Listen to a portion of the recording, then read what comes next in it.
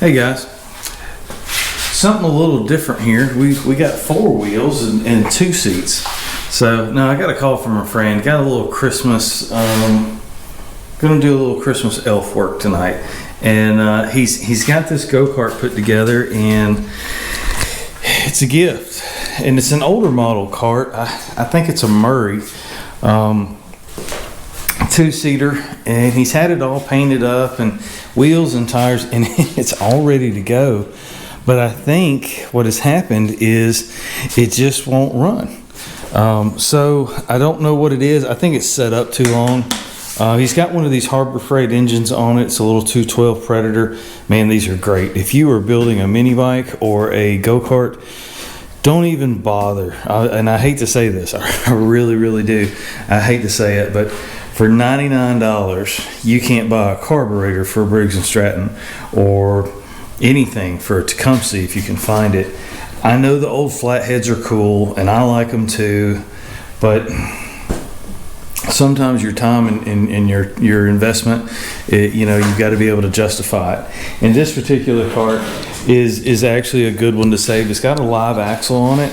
If you're in the market for a go-kart, please wait and try to find one that's a live axle, meaning it's a posi. Both tires turn at the same time. There's a solid axle that runs all the way through. That's not always the case. A lot of your lesser expensive carts are one-wheel drive. You hit the gas, only this tire turns. A 212 compared to what the old 5 horses were of our day, these things kick butt. They will pull a grown man my size as fast as you'll want to go around the house. Let's just say that 2 inches off the ground. They are quick, and they're inexpensive. And if you tear one up, you can get the extended warranty through Harbor Freight if you want. It's like $20. You can take it back. It's really a no-brainer. Your throttle cable hooks up the same way as it would right here on the top. I'm not going to get into all of the install, but they bolt right on. It's 4 bolts. It comes right off. If you've got a flathead Briggs or a Tecumseh or a Subaru or something like that, this will bolt right on. So anyways, what we're going to do is we're going to try to get this running and get it ready so he can give it away Christmas morning. So that's the job today. And in trade for helping my friend out, he's given me a mini bike. So you're going to see that on an upcoming episode. It's rough. It's a chassis basically. It's all there, but it's all bad. You know those kind of projects. I don't know if he's a good friend or not. He just got me a lot of work. But I've got one of these in the box, never opened, and the mini bike, it'll just bolt right in there, and bearings, and we'll be riding. That's another video. In this video, we're going to find out what's wrong with this one. I'm not even going to pull it. He told me it won't start. I'm going to go ahead and pull the carb on it. I'm going to go ahead and flush the gas out of it. I know it's been sitting, and so let's start there, and let's verify spark. We'll go through our 4 steps, and hopefully we'll have this running and riding by the end of the video.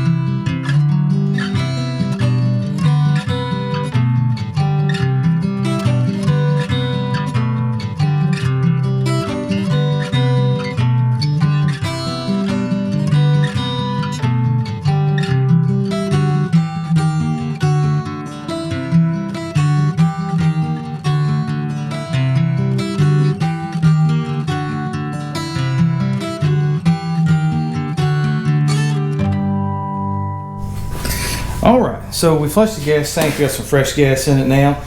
It would be nice if these had a filter on them, but they don't. Went ahead and checked the air filter, took it off, put the carb through the carb cleaner. Honestly, it really wasn't, the jets weren't plugged up, neither of them. There's actually two on here. You saw the little black T that I put the rod through. That is actually a jet. It's a metered orifice. And that's the one that most people overlook because you have to pry it up out of that little top of the carburetor. So always be sure and check that on these Predator style gas tanks, or excuse me, Predator style engines. We pulled the plug, we cleaned the plug with a wire brush, and we checked for spark, and we've got spark. So I really don't see, I've also verified that the kill switch does work. Now that is one that you will beat yourself up over, is pulling on one of these and the kill switch is in the off position. So always check that. So without further ado, let's see if we can get it to run. So on this one, the fuel is at a separate valve. So turn the fuel on, and then you've got to start here, or you push it forward once it warms up for run. I'm going to spin this a little bit because it's a little smelly here in the garage. That old fuel, whew, stinks really bad. Some of the worst. Look at what come out of that tank. See all that black sediment residue in there? Yeah, that come out of that tank is also what we saw on the bottom of the carburetor. And it smells like turpentine, if anybody knows what that smells like. It's 40 degrees outside, but we got the door open because that old fuel stinks. Off, on. It's been a while since I've done one of these. There we go.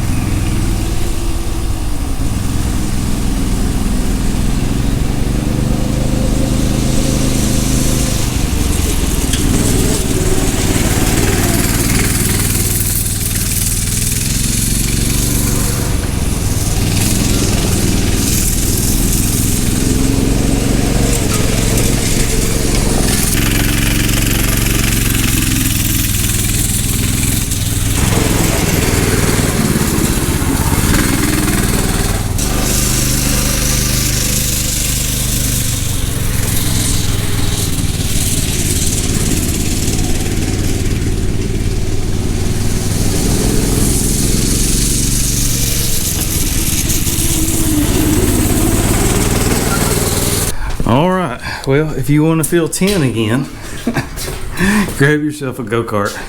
They're a lot of fun. They really are. I think the young man that's getting this, I think he's going to be pleased with it. His dad's done a lot of work on it.